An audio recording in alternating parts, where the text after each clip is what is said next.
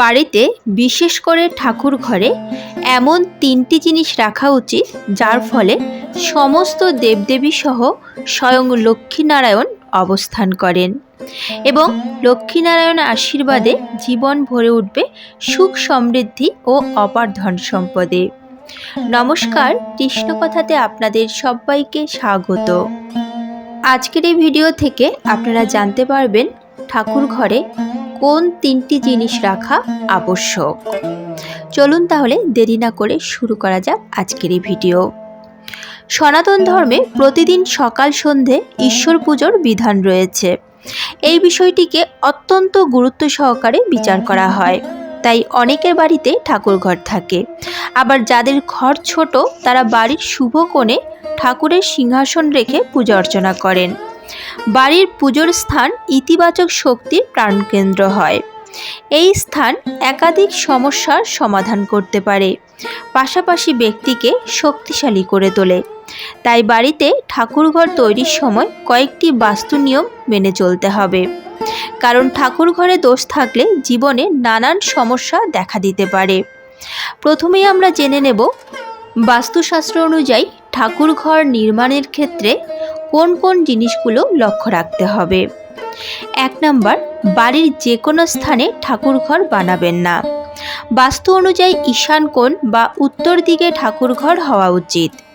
ঠাকুর ঘরে দেবী দেবতাদের আসন এমন স্থানে হওয়া উচিত যাতে পুজো করার সময় ব্যক্তির মুখ পূর্ব দিকে থাকে। 2 নম্বর, ঠাকুরের মন্দির বা সিংহাসনের প্রস্থ কখনোই উচ্চতার চেয়ে বেশি হওয়া উচিত নয়। বাড়ির মধ্যে ঠাকুরের জন্য সিংহাসন বা মন্দির তৈরি করলে তার দৈর্ঘ্য প্রস্থের চেয়ে দ্বিগুণ হওয়া উচিত।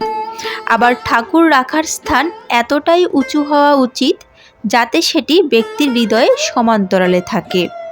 বাড়ির ঠাকুর ঘরে কখনো বড় মূর্তি রাখতে নেই। বাস্তু অনুযায়ী ঠাকুর ঘরে 9 আঙ্গুলের উচ্চতা বিশিষ্ট দেবদেবীর মূর্তি রাখা যেতে পারে। 3 নম্বর, ঠাকুর ঘরে ভুলেও খণ্ডিত মূর্তি রাখবেন না। পাশাপাশি ছেঁড়া বিবর্ণ ছবিও রাখবেন না। ঠাকুর ঘরে কখনোই পূর্বপুরুষদের ছবিও রাখবেন না। 4 নম্বর, ছোট ঘর হলে অনেকেই শয়নকক্ষে ঠাকুর ঘর রাখেন।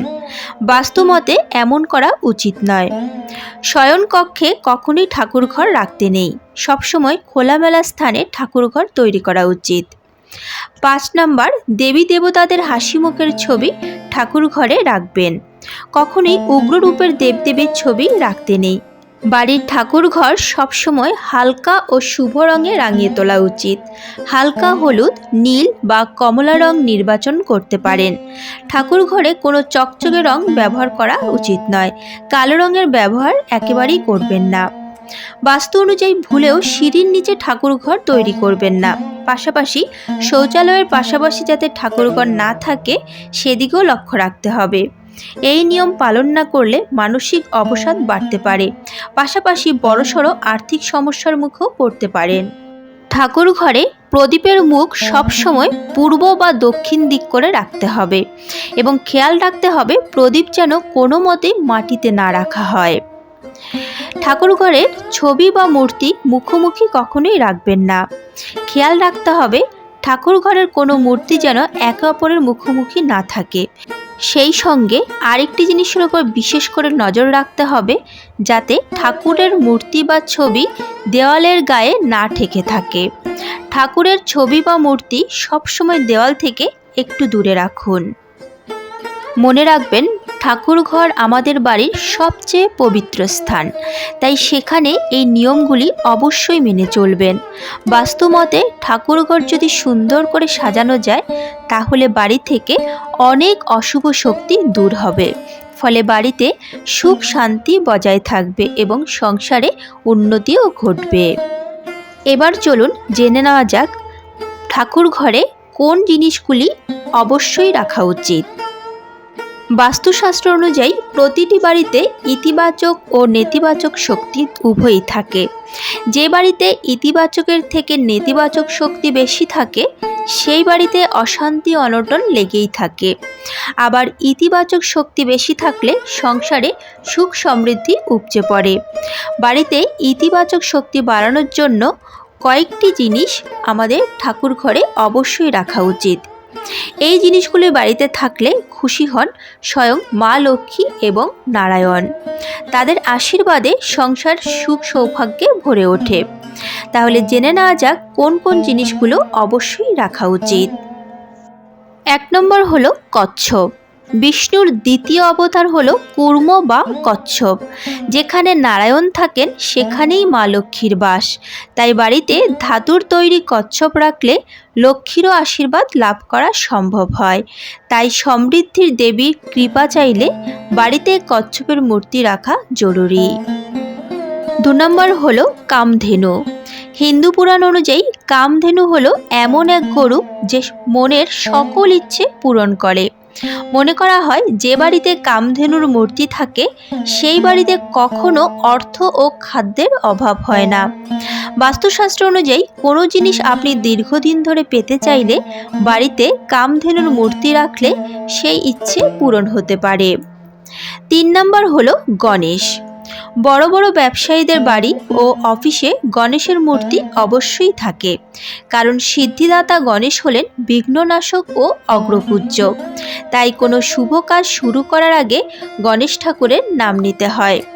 বাড়িতে গণেশের মূর্তি রাখা উন্নতির সুযোগ। এছাড়াও যে জিনিসগুলো রাখা প্রয়োজন সেগুলি হলো লক্ষ্মী। মা লক্ষ্মীর মূর্তি প্রায় সব হিন্দু বাড়িতেই দেখা যায়। হিন্দু ধর্মে লক্ষ্মী হলেন সম্পদ ও সমৃদ্ধির দেবী।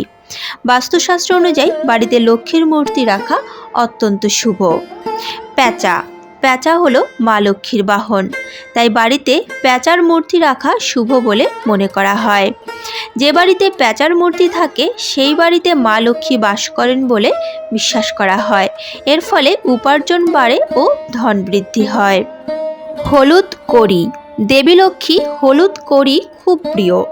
যদি হলুদ কড়ি না থাকে তাহলে সাদা কড়ির উপর হলুদ রং লাগিয়েও পুজোর ঘরে রাখতে পারেন। যখনই দেবী লক্ষ্মীর পুজো করবেন তখনই হলুদ কড়ি নিবেদন করা উচিত। এই কাজ করার ফলে দেবী লক্ষ্মীর আশীর্বাদ বর্ষিত হতে পারে আপনার উপর। সম্পদ ও সমৃদ্ধি অর্জনের জন্য এই কড়িগুলিকে সুরক্ষিত স্থানে রেখে দিতে পারেন। ময়ূর পালক। বাড়ির অন্দরমহলে অনেকেই ময়ূরের পালক রাখেন, তবে শাস্ত্রমতে ঠাকুর ঘরে যদি ময়ূরের পালক রাখতে পারেন তাহলে তার ফল মেলে হাতে নাতে। ময়ূরের পালক ভগবান শ্রীকৃষ্ণের অত্যন্ত প্রিয়। ময়ূরের পালক রাখলে নেতিবাচকতা দূর হয়। শঙ্খ। শঙ্খ হলো দেবী লক্ষ্মীর খুব প্রিয় একটি জিনিসের মধ্যে অন্যতম, কারণ শঙ্খকে দেবী লক্ষ্মীর ভাই বলে সম্বোধন করা হয়। সমুদ্র মন্থনের সময় দেবী লক্ষ্মীর সঙ্গে শঙ্খ আবির্ভূত হয়েছিল। যেখানেই শঙ্খ রাখা হয় সেখানেই দেবী লক্ষ্মীর বাস বলে মনে করা হয়। লক্ষ্মী পুজো করার সময় শঙ্খ ব্যবহার করা আবশ্যক। গঙ্গার জল। ধর্মীয় বিশ্বাস অনুসারে গঙ্গার জল ব্যবহার করা হলে দারিদ্রতা দূর হয় চিরতরে। গঙ্গার জলে সমস্ত পাপ মুছে যায়, রোগ ও দোষ দূর হয়। এই কারণে মন্দিরে গঙ্গা জল রাখতে হবে। কুবের যন্ত্র। হিন্দু ধর্মে কুবেরকে সম্পদের দেবতা বলে মনে করা হয়। বলা হয় তিনি সম্পদের অভিভাবক, স্থায়ী সম্পদের প্রতীকও বটে।